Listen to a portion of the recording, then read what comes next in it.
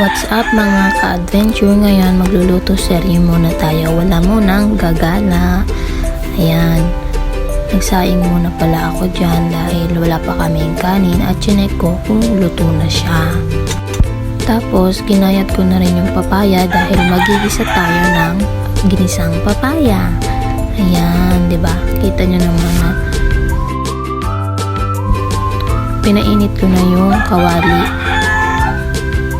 Tapos nilagyan ko na ng oil.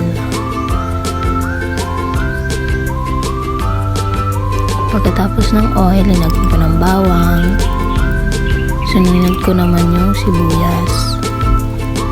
Pagkatapos ng sibuyas, yung yung parang pampalasa at sili.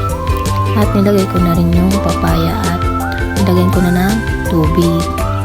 At paminta. Yan lang guys, kung gusto nyo sundin. Pwede nyo naman balikan yung video. Ayan. So dyan, hinihintay ko na lang na kumulo para malagyan na natin ng asin.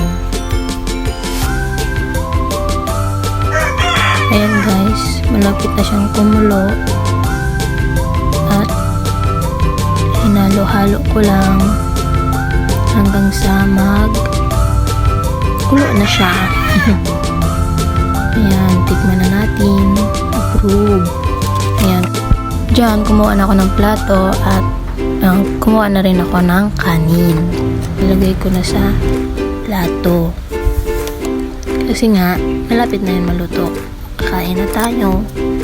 Diyan, kumuha na ako ng alamang at ilalagay ko na sa plato. Ayan na, kumulo na yung ulam natin. Tapos sinalin ko na sa maliit na lalagyan.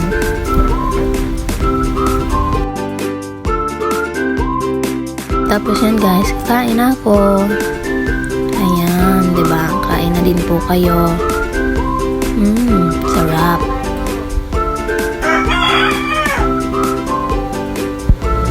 Hanggang dito na lang guys. Sana nabusog kayo. Bye-bye. Thank you for watching. Hanggang sa muli. Mwah.